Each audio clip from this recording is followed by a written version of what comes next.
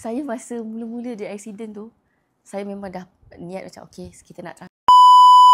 So 2 pagi siap, selepas operation seminggu juga dia dekat ICU, dalam ICU tu, dan selepas tu baru kita transfer dia ke ward biasa lah. Dekat ward tu dia kena buat intensive physiotherapy as inpatient lah. Selama 2 minggu, setiap hari 2 session. Setiap hari 2 session. Dan ketika itu you masih belum melahirkan lagi?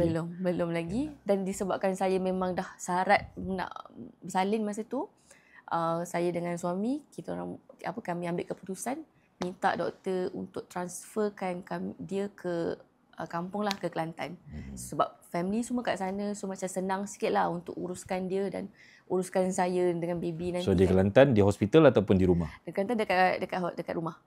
Dekat rumah pun sama, dia pergi fisioterapi 3 ke 4 kali seminggu. Dihantar dan diambil sebab suami saya ni memang masa tu masih kena guna wheelchair. Jadi dalam 2 tahun setengah sejak ia berlaku Julai 2022 ni hingga sekarang, berapa kali keluar masuk hospital? Dalam 5 ke 6 kali, dan semua tu ditanggung takaful operator lah. Berapa kos total? Kalau Nadia mesti ingatkan berapa kos total in and out hospital? Okay, total in and out selama 2 tahun setengah ni, termasuk dengan fisioterapi and semualah, dalam 250,000 ke 270,000. Masa tu caruman baru berapa?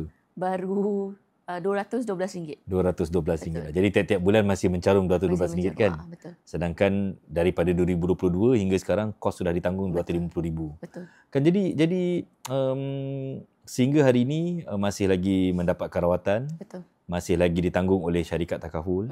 Dan apa perasaan Nadia lah, sebab polisi tu baru je 28 hari kan. Lepas tu dia approve, claim pun approve kan. Jadi apa perasaan Nadia? Lepas tu adakah yang membantu dalam kerjaya Nadia sebagai ejen takaful? Sebab Nadia adalah ejen kepada suami sendiri kan. Betul. Dan benda ni berlaku pula kepada suami sendiri. So bagaimana Nadia menggunakan cerita pengalaman sendiri tu untuk meyakinkan orang betapa pentingnya ada takaful ni, ada medical card ni. Boleh Nadia share sikit? Okay. Saya masa mula-mula dia accident tu, saya memang dah niat macam okay, kita nak transfer dia ke hospital swasta lah. Dan saya masa tu saya macam, ya Allah, bersyukur sangat-sangat sebab dia ada personal medical card. Sebab macam tadi yang saya bagi tahu, dia ada company punya coverage RM100,000. Tapi bila saya tanya doktor berapa kos untuk treatment dia ni, untuk rawatan dia ni, memang RM100,000. So memang tu tak cukup. So tapi bila ada personal medical card ni, saya memang betul-betul bersyukur lah. Sebab okey, RM1 juta punya medical card tu memang cukup untuk rawatan dia. Itu satu. Dan saya rasa untuk dari segi saya punya kerjaya, ramai klien-klien saya sedar pentingnya medical card and pentingnya personal medical card. Instead of you nak betul-betul bergantung kepada company sahaja, betapa pentingnya personal ni bila dia orang tengok kes suami saya sekarang ni. Jadi sebenarnya you background engineer kan? Betul. So daripada engineer kepada financial planner. So dari segi apa sebenarnya yang membantu you sendiri? Sebab dalam keadaan suami ditimpa tragedi sebegitu kan, you ada lebih masa dan fleksibel untuk menjaga dia. Dan tak menyesal jadi ejen takaful? Saya tak pernah menyesal sebabnya masa dia accident, saya rasa 1 tahun pertama lah, saya banyak habiskan masa dekat rumah sebab saya nak kena hantar dan ambil dia, nak kena teman dia pergi appointment, semua tu kan. So bila saya dalam industri ni, saya rasa macam sangat-sangat bersyukur sebab satu, saya tak perlu nak minta cuti daripada bos. Saya tak perlu nak fikir macam nak minta approval. Macam cuti tak cukup ke apa semua kan. Saya tak perlu fikir benda tu. Saya boleh uruskan suami saya dan keluarga saya, and dalam masa yang sama saya tetap boleh bekerja macam biasa.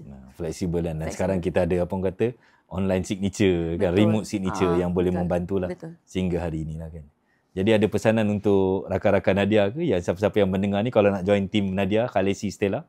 Okay, untuk yang kat luar sana yang macam nak join team Khaleesi Stella, saya sangat mengalak-alukkan kalau you perlukan flexibility, kalau you perlukan extra income, especially macam suri rumah yang tak pernah bekerja, and then kalau in fact kalau you perlukan side income ke apa ke semua, saya sangat mengalak-alukkan lah sebab dekat sini saya sendiri pun memang tak pernah menyesal sebab sejujurnya saya tak pernah terfikir pun nak masuk takaful industri masa dulu-dulu.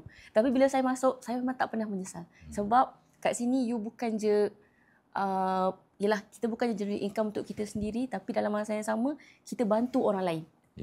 Kita sediakan safety net untuk untuk orang lain dan untuk keluarga dia orang juga, untuk in case kalau apa-apa jadilah. Betul. Kerjaya takaful ni bukan sekadar untuk rumah, tapi untuk semua ummah. Betul. Betul. Terima kasih Nadia atas apa kata pencerahan dan perkongsian ni. Okay. Siapa nak join tim Khalesi Stella, boleh contact dekat Nadia. Boleh contact Nadia. Okay.